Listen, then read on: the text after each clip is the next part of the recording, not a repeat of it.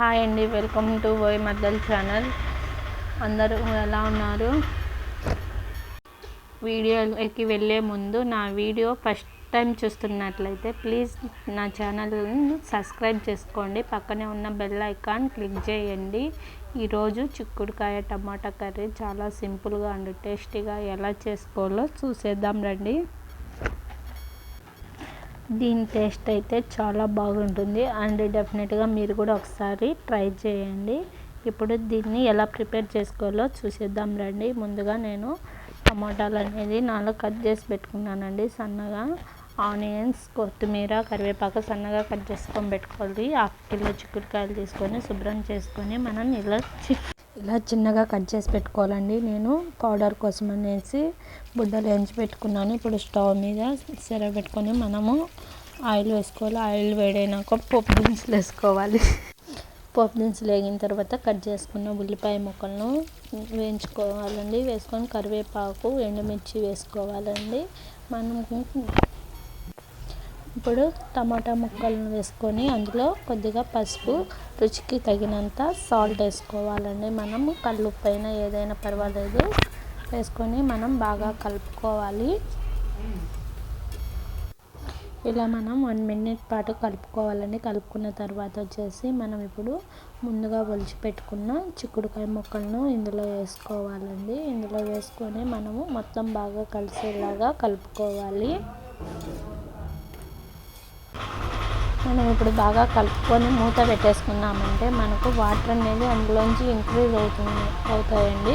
అందుకోసం అనేసి ఇప్పుడు మనం కలుపుకున్న తర్వాత మూత పెట్టేసి బాగా లో ఫ్లేమ్లో పెట్టేసి ఫ్లేమ్ను మగ్గనివ్వాలండి. ఇప్పుడు చూసినామంటే మనకు వాటర్ అనేది ఇంక్రీజ్ అయినాయి చూడండి. ఇప్పుడు ఆ వాటర్ కొన్ని ఇంకిపోయిన తర్వాత మనం 1 టేబుల్ స్పూన్ కారం పౌడర్ అనేది వేసుకోవాలండి. వేసుకొని మనం బాగా కలుపుకోవాలి.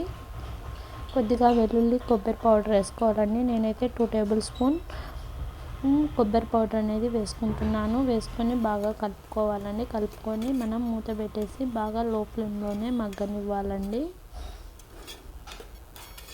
లో ఫ్లేమ్లోనే మగ్గిన తర్వాత మనము 3 మినిట్స్ మూత పెట్టి బాగా మగ్గనివ్వాలి. మగ్గిన తర్వాత ఇప్పుడు చూడండి, మూత తీసి చూసినట్లయితే మనకు ఆయిల్ అనేది ఇంక్రీజ్ అవుతుంది. వాటర్ అన్నీ ఇంకిపోయినాయి. ఆయిల్ అనేది ఇంక్రీజ్ అవుతుంది. ఇప్పుడు మనం బాగా కలుపుకోవాలండి. కలుపుకొని మనకు కారం అనేది బాగా వేగింది కదండి. ఇప్పుడు మనము మన కూరకు తగినన్ని వాటర్ అనేది వేసుకోవాలండి. నేనైతే 1 గ్లాస్ వేసుకున్నానండి. వేసుకొని బాగా కలుపుకోవాలని కలుపుకొని ఇప్పుడైతే ధనియాల పౌడర్ అనేది వేసానండి. నేను 1 మినిట్ తర్వాత మనము మూత పెట్టి మగ్గిన తర్వాత ధనియాల పౌడర్ అనేది వేసుకోవాలి. వేసుకొని బాగా కలుపుకొని మూత పెట్టేసుకోవాలండి. 2 మినిట్స్ బాగా ఉడికించాలండి. ఇప్పుడు చూడండి, మనకనేది బాగా ఉడికిపోయింది. ఇప్పుడు నేను కొన్ని ఉల్లిపాయ ముక్కలు వేసుకుంటున్నానండి. ఇలా వేసుకున్నామంటే మనకు టేస్ట్ అనేది చాలా బాగుంటుంది. సూపర్ టేస్టీగా కూడా ఉంటుంది.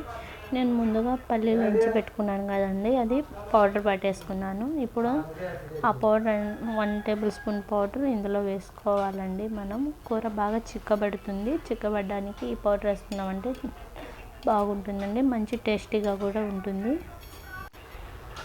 ఇప్పుడు మనం కలుపుకొని 2 మినిట్స్ లో ఫ్లేమ్లోనే పెట్టుకోవాలండి. మనకైతే కూర అనేది బాగా మగ్గిపోతుంది. సూపర్ టేస్టీగా ఉంటుంది.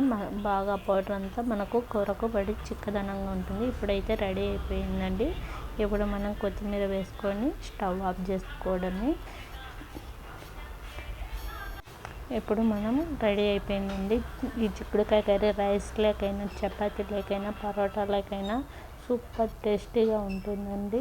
సింపుల్ అండ్ టేస్టీ కర్రీ అండి. ఈ వీడియో మీ అందరికీ నచ్చింది అనుకుంటున్నా. నచ్చినట్లయితే ప్లీజ్ లైక్ చేయండి, షేర్ చేయండి, సబ్స్క్రైబ్ చేసుకోండి. మన ఛానల్ని కొత్తగా చూస్తున్న వాళ్ళు కూడా ప్రతి ఒక్కరూ సబ్స్క్రైబ్ చేసుకోండి.